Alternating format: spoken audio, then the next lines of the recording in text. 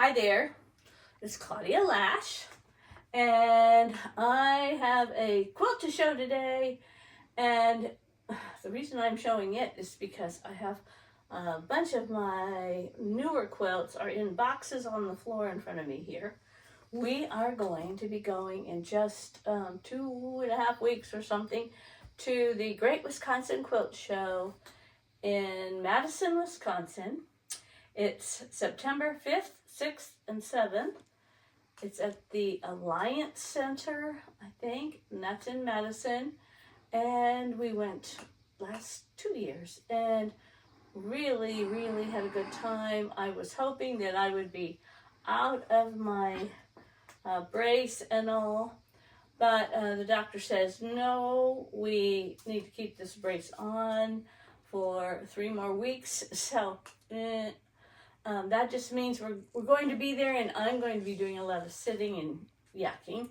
And my helper husband is going to have to do the heavy lifting and a lot of the big work.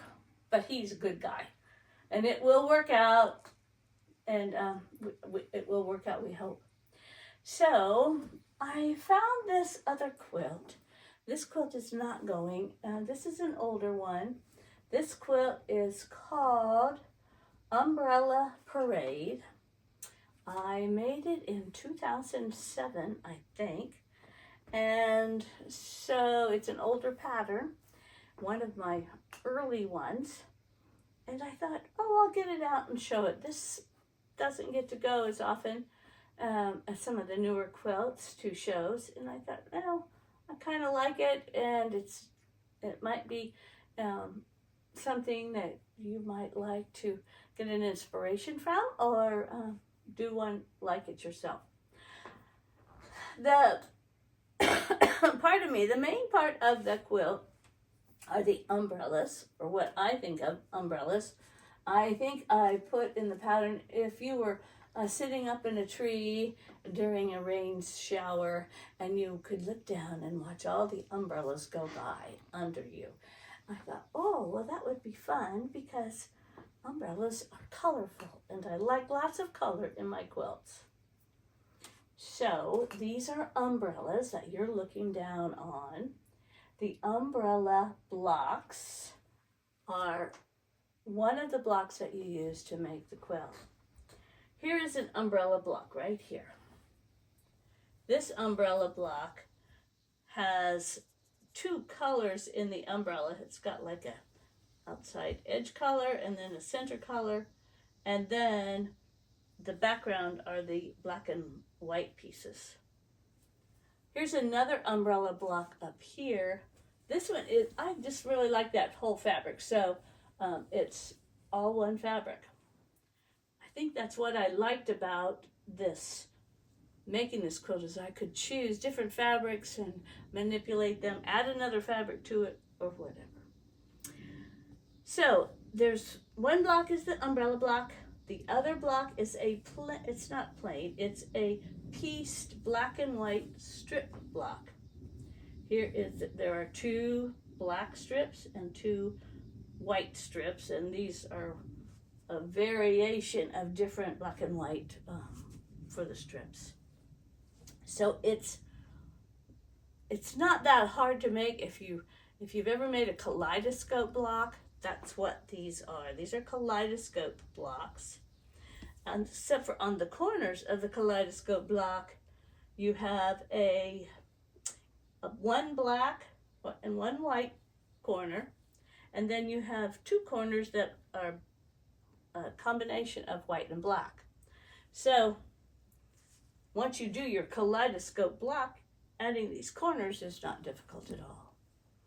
And making these black and white strip blocks, that's not hard. I think I strip pieced them, and then at that time I used a strip tube ruler. This is a strip tube ruler, and it's an older one, but I used it because you can sew your strips into a tube and cut 2 at a time. You can also use and I say in the pattern, If you don't have that, you can also use a square ruler. Now, I can't hold very well with my crummy hand right now, but if you look closely, you can see that the strip tube ruler will fit. I mean, the corner of a square ruler will work also to cut your strips sets. So whatever is easiest for you, whichever one you have. So you need 2 blocks, and I don't know how many, as many as you'd like to put together there. Every other one, it looks like I don't have too many of the umbrellas here. And then I decided that I wanted to do this inner border with the blue, I guess because of rain, you know. And I think, I don't remember exactly, but I think, oh, I'll put this blue on as an inner border, and then another black and white stripe thing, and then another black border, and finally this nice big bold, I love this fabric. This was such a fun fabric, and I thought kind of goes with my umbrellas. If I did the quilt again, I think I would change some of that. I think I would leave out, this wasn't difficult to make, but then again, I thought, I really don't know that I would do it again. I think I would just add more umbrellas, and this seems like a lot of extra trouble. So I don't know. The directions are in the pattern, there's directions in the pattern to do that, but like I said, sometimes after you look at something later, you think, I don't know if it's all that necessary. Get more umbrellas in and let it go. The other thing I did on the umbrellas, as you see, some of the umbrellas I used 2 fabrics. So here I used a blue dot with this other fabric. You can piece them in strips and then cut your kaleidoscope shapes from them. So that is not difficult. When I got the block finished, I thought, oh, I think I need to have some lines to show that there are sections in an umbrella. So I took some black yarn and I laid it down, and I just couched over the black yarn with my sewing machine. Now I did that while they were blocks. Before they were all sewn together, I sewed these down with my sewing machine and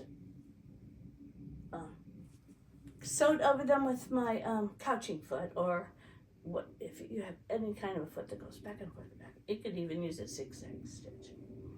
And then when they're together in blocks, you're set to go. It's not hard to put them together into a quilt.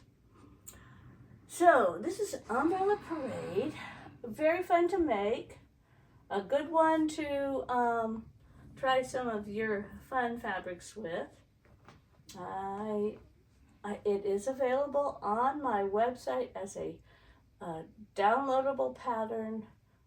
I have some print patterns, and I have them usually when I'm out at quilt shows, but I don't want to have them on the website because I'm not printing a lot of these anymore. But there you go.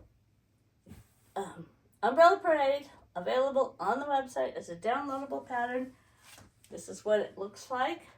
And if you get to the Great Wisconsin Quilt Show, take a look for us. We're Presto Avenue Designs, and we mainly have quilt patterns, and we'd love to meet you. Thanks for watching.